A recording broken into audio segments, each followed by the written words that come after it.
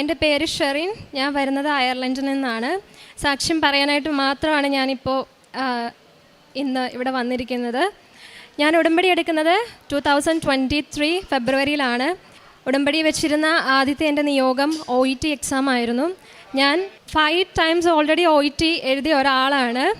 എന്നിട്ടും clear ആയിട്ടുണ്ടായിരുന്നില്ല.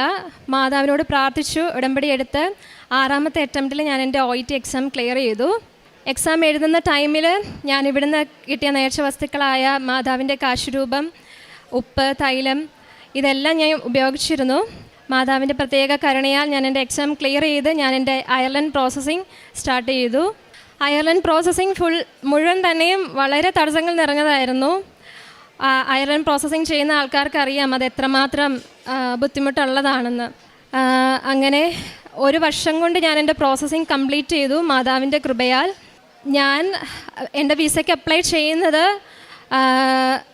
2024 August 8-ാം തീയതി എൻ്റെ വിസയ്ക്ക് അപ്ലൈ ചെയ്തു. എൻ്റെ വിസ വേഗം വന്നു. അങ്ങനെ ഞാൻ പോകാനായിട്ട് റെഡിയായിരിക്കുന്ന ടൈമിലാണ് എൻ്റെ ഏജൻസി വിളിച്ചിട്ട് എന്നോട് പറയുന്നത് എൻ്റെ എംപ്ലോയർ എൻ്റെ ഓഫർ ക്യാൻസൽ ചെയ്തു. ആ സമയത്ത് ഏജൻസി എന്നോട് പറഞ്ഞു, ഷെറി നിനക്ക് പോവാം, കുഴപ്പമില്ല, പക്ഷേ നീ നിൻ്റെ റിസ്ക് എടുത്ത് തന്നെ അയർലൻഡ് പോകണം. അയർലൻഡ് പോയാൽ പോരാ, അവിടെ ചെന്ന് നമുക്ക് ഒരു RN ആയിട്ട് വർക്ക് ചെയ്യണമെങ്കിൽ നമ്മൾ അവിടുത്തെ എക്സാം ക്ലിയർ ചെയ്യണം. ഇൻ കേസ് നിനക്ക് ജോലി കിട്ടിയില്ലെങ്കിൽ നീ തിരിച്ചു വരണം, തിരിച്ചു വന്ന് നാട്ടിൽ തന്നെ വീണ്ടും നോക്കണം. മാതാവിൽ വിശ്വസിച്ച് മാതാവിനോട് പ്രാർത്ഥിച്ച് ഞാൻ രണ്ടും കൽപ്പിച്ച് ഒക്ടോബറിൽ തന്നെ ഞാൻ എൻ്റെ എല്ലാ മാതാവിൽ വിശ്വാസം അർപ്പിച്ച് ഞാൻ അയർലൻഡ് പോയി.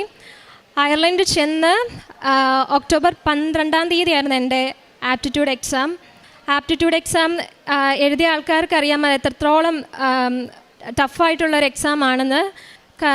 മാതാവിൻ്റെ നേർച്ച വസ്തുക്കളും കാശുരൂപവും ഉപയോഗിച്ച് ഞാൻ ആപ്റ്റിറ്റ്യൂഡ് എക്സാം എഴുതി.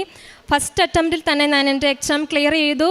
അങ്ങനെ ഞാൻ സ്റ്റിൽ എനിക്ക് ജോലിയൊന്നുമില്ല, ഞാൻ വെയിറ്റ് ചെയ്യുകയാണ്. എൻ്റെ ഫ്രണ്ട്സ് കൂടെ വന്നവരെല്ലാം ഓൾറെഡി ജോലിക്ക് കയറി. ഞാനിങ്ങനെ വെയിറ്റ് ചെയ്തിരിക്കുകയാണ്. അങ്ങനെ 1.5 മാസം 2 മാസത്തോളം ഞാൻ വെയിറ്റ് ചെയ്തിരിക്കുകയാണ്. കാരണം അവിടെ താമസിക്കുന്നവർക്കറിയാം എത്രത്തോളം എക്സ്പെൻസ് ആണ് ആ സ്ഥലം എന്നത്. കാരണം നമ്മൾ അത്രത്തോളം ബുദ്ധിമുട്ടിയാണ് നമ്മളിവിടുന്ന് പോകുന്നത് തന്നെ. അങ്ങനെ 2 മാസത്തോളം കഴിഞ്ഞപ്പോൾ എൻ്റെ ഏജൻസി എന്നോട് പറയുവാണ്, ഷെറിൻ നിനക്കൊരു ഇൻ്റർവ്യൂ വന്നിട്ടുണ്ട്, നീ അത് അറ്റൻഡ് ചെയ്യുക. ഞാൻ ഓക്കെ പറഞ്ഞു. അങ്ങനെ ഫസ്റ്റ് ഇൻ്റർവ്യൂ ഞാൻ അറ്റൻഡ് ചെയ്തു.